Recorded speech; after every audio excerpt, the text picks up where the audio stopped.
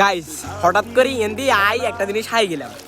এটা নয়, এটা আগে ছোটকালে একটা স্মৃতি মনে পড়ে গেল। আর আগে ছোটকালে এর দৌড়া দিয়ে মানুষ দেখতে খেতে হানি দিত। আমরা কিনতাম এভাবে দুটা দিয়ে দিতাম বা কোনো উল্টা হাল্টি আর আটকে গেছে আম্মা যায় না দে ভাই। এভাবে আমরা কোনো উল্টা হাল্টি বা কোনো দংলা দংলি বা এর মধ্যে দুটা দিয়ে দিতাম। আর এই জন্য এই জিনিসটা দিয়ে আর কাছে খুবই ভালো লাগলো, ভাবলাম আপনাগুলো এখানে শেয়ার করি। দেখছেন কে কে ছোটকালে এভাবে দৌড়ার মধ্যে শয়তানি করছেন অবশ্যই কমেন্ট করে দেবেন। আসলে আশা করি গ্রামের হোলা হয় এইসব শয়তানি করছে। কি সুন্দর যাইতেছে।